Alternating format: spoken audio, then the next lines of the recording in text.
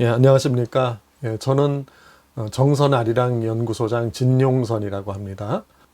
저는 1990년대부터 우리 민족, 특히 강원도 사람들이 해외로 이주한 경로를 따라다녔습니다. 그래서 오늘 첫 번째 1차 시에는 강원인의 이주와 디아스포라에 대해서 한번 생각해보는 시간을 갖도록 하겠습니다. 역사적으로 돌이켜보면은 1800년대 후반 그리고 1900년대 초반은 우리 민족에게 굉장히 힘겨운 역사의 시간들이었을 것이라고 생각을 합니다. 1800년대 후반에는 기아와 그리고 또 배고픔, 또 농사가 되지 않아서 우리 민족들은 살 길을 찾아서 곳곳으로 떠나야만 했던 그런 현실이 있었습니다. 1860년대 후반에 우리나라 사람들이 이주한 곳은 중국 만주 땅, 그리고 연해주, 그리고 1900년대 들어서 하와이와 또 멕시코, 또 1921년에는 쿠바로까지 가는 그러한 많은 역사 속에서 우리나라 사람들이 해외로 이주를 했습니다. 왜 이주했을까 가만히 생각을 해보면은 역시 배고픔 때문이지 않았나 그런 생각이 듭니다. 제가 중국 역사를 공부하면서 또 중국 조선족 역사를 공부하면서 중국 경내에 살고 있는 조선족이 얼마나 될까라는 생각을 해봤습니다. 2010년도에 중국의 인구 통계를 보니까 중국에 살고 있는 조선족은 약 186만 명에 이르렀습니다. 엄청나게 많은 숫자죠. 180만이 넘는 사람들이 왜 이 땅을 떠나서 중국으로 가게 돼서 중국 곳곳에서 살게 되었을까 하는 생각을 갖게 됐습니다. 가만히 생각을 해보면은 중국의 조선족들의 분포를 보면은 길림성에 한 70만 명이 넘는 사람이 삽니다. 그리고 흑룡강성에 30만 명 정도, 그리고 요령성에 25만 명 정도, 그리고 나머지 북경이라든지 청도라든지 또 위해라든지 심지어는 내몽고 자치주까지 들어가서 우리나라 사람들이 살고 있는 모습을 보게 되었습니다. 특히 길림성 내 연변 조선족 자치주에는 대부분의 우리 민족, 약 40% 가까운 우리 민족이 그곳에서 살고 있습니다. 그곳에 살고 있는 우리 민족들은 17세기 중반부터 떠나기 시작해서 특히 일제가 우리나라를 강점한 1910년대 이후에는 많은 사람들이 중국으로 이주해서 그곳에 정착한 후손들이라고 할 수가 있는 거죠. 17세기 중반부터 1910년까지를 전기 이주 시기라고 얘기를 하고 1910년 이후부터 1949년까지를 후기 이주 시기라고 이주 역사를 구분할 수가 있습니다. 그런데 1627년 정묘재란과 또 1636년 병자호란 당시에 우리나라 사람들이 청나라에 많이 끌려갔습니다. 그런데 그 사람들은 그곳에 살면서 정착을 했지만은 그들은 이주라고 할 수가 없는 게 되죠. 포로가 되어서 끌려가서 그곳에서 동화된 채 역사 속에서 사라졌습니다. 그런데 우리나라에서는 1600년대 후반 들어서 대흉작이 들게 됩니다. 그러니까 1600년대부터 1700년대, 1800년대의 이 200년이라고 하는 기간은 함경도 지방 사람들은 거의 살아가지 못하는 지경에 이르게 되었던 거죠. 그래서 우리나라 사람들이 그쪽으로 이주를 해서 아침에 들어가서 농사를 짓고 저녁에 돌아오는 거. 이걸 조경목이라고 하고요. 그 다음에 봄에 들어가서 농사를 짓고 가을에 들어오는 춘경축이라고 하는 이런 현상이 계속되었던 겁니다. 1677년에 백두산 이북의 천리에 해당하는 그 어마어마한 영토를 청나라에서는 봉급령을 내려버리죠. 우리나라에서는 청나라 정부의 요구를 받아들여 가지고 육진 또 사군을 통해서 그쪽으로 넘어가는 조선 사람들을 처형을 했죠. 그런데도 배가 고파서 굶주려 죽느니 가다가 월경을 해서 거기서 땅 한 곳에서 농사를 지어서 먹고 살다 죽는 게 낫다라는 생각을 조선 사람들이 갖게 되었던 거죠. 그러다가 이제 1740년에 청나라 정부가 전면적으로 봉금 정책을 펼치게 되죠. 그러면서 이제 그 당시에 거기 들어가 있는 우리 조선 사람들에게는 만주 성씨를 갖게끔 했습니다. 1810년부터 1830년대까지는 정말 우리가 상상하지 못했던 그런 재난이 우리나라에 일어나게 됩니다. 그래서 함경도 지역을 중심으로 해서 10만 명이라고 하는 사람이 아사를 하게 되고, 이 10만 명이 아사한 것을 돌봐줘야 될 정부는 삼정이 문란돼서 세파에 휩싸여 가지고 나라가 정치를 못하게 되죠. 그래서 옛날 역사책에 보면은 함경도를 화외지지라고 하는 표현을 씁니다. 교화가 미치지 않는 지역.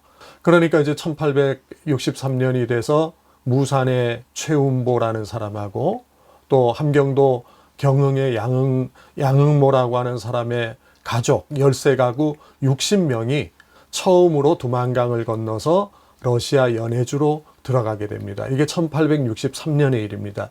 러시아 연해주에 들어가서 오시에트만이라고 하는 우리나라 꼭대기가 되죠. 태진해 강 유역에서 농사를 지으면서 산 것이 처음으로 공식적인 이주의 역사입니다. 그래서 1800년대 중후반이 되면은 벌써 만주 땅에는 조선 사람들이 사는 마을이 120곳이 넘게 돼버려요. 이렇게 어마어마한 사람들이 중국 땅으로 들어가서 곳곳에서 농사를 지으면서 살게 되었죠. 이래서 전기 이주 시기에 우리나라 사람들이 중국 땅에 약 한 20만 명이 넘는 사람들이 공식적으로 정착하게 됩니다.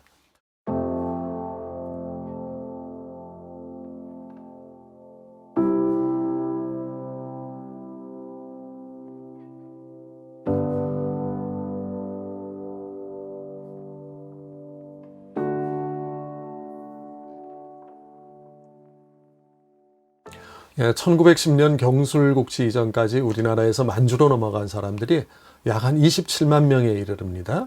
경술국치 이후부터 1949년까지 후기 이주 시기에도 여전히 우리나라 사람들이 만주 땅으로 넘어가게 되죠. 그 첫 번째 이유는 3.1운동이 일어난 직후에 우리나라의 많은 사람들이 중국 땅으로 피신을 한 사람들이 있었고요. 또 한편으로는 이제 1920년도 들어서 우리나라 사람들이 만주 땅에 가면은 땅이 널렸다, 또 농사 지을 곳이 많다, 배고픔을 덜 수 있다, 이런 소문이 나서 많은 사람들이 중국 땅으로 넘어가게 됩니다. 특히 1907년에 일제가 일러 조약을 맺고 또 1909년에 간도 협약을 맺게 되죠. 일제는 그 간도 지역에 대한 조선인들의 개척 이주를 허용을 하게 됩니다. 개척 이주를 허용했다라고 하는 것은 우리나라 사람들이 개별적으로 넘어가는 것이 아니라 집단으로 넘어갈 수 있는 토대를 마련했다는 거죠. 특히 벼농사가 시작이 되면서, 만주 땅에서 벼농사가 시작되면서 우리나라의 남부 지역에 사는, 또 강원도 지역에 사는 벼농사를 잘 짓는 사람들을 일제는 끌어들여서 만주 땅에 가면은 호박도 집채만하다라는 표현을 쓸 정도로 땅이 좋다고 소문을 내기 시작을 했죠. 그래서 이제 전국 곳곳에서 사람들을 모아서 만주 땅으로 다 이주하는 계획을 세우는데, 이것이 이제 조선총독부하고 만주척식공사하고 같이 추진했던 100만호 이민 계획이라고 하는 터전하에서 이루어졌다고 하는 걸 볼 수 있습니다. 중국에 가면 지금도 이런 얘기를 해요. 논이 있는 곳에 조선 사람이 있다.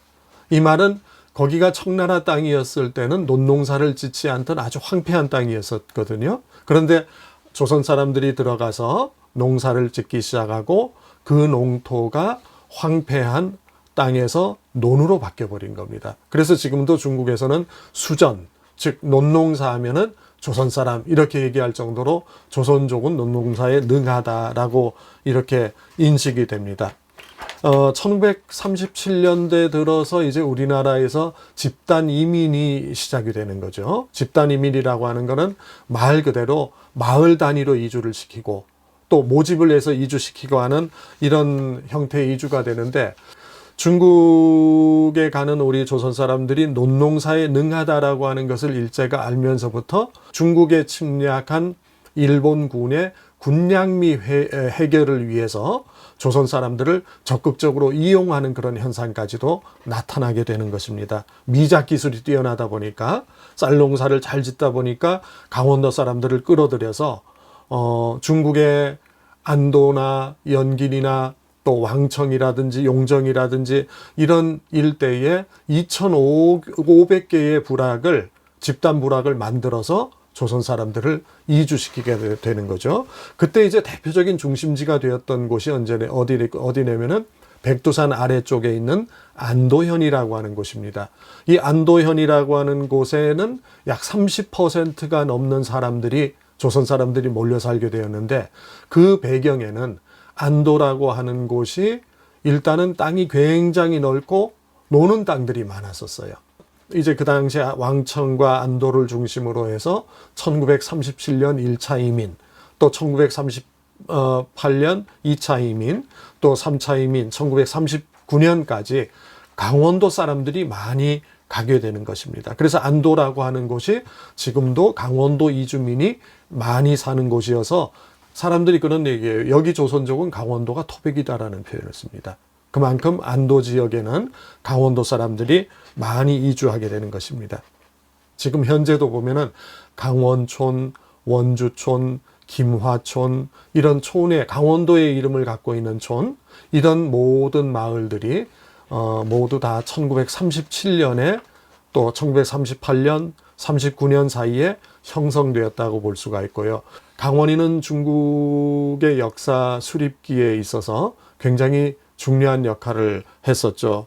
공산당에 참여하기도 했고, 또 1946년부터 4년 동안 이루어진 그 중국 내전 시기에 중국 공산당, 즉 해방군이라 그랬죠. 중국 해방군에 참여를 했고, 또 6.25 전쟁 시기, 중국에서는 항미 원조라고 하는데, 그 항미 원조 때는 중공군에 가담해서 고향 땅을 직접 밟기도 했었어요. 제가 만났던 조선족 한 분을 얘기를 들어보니 그때 이런 말씀을 하시더라고요.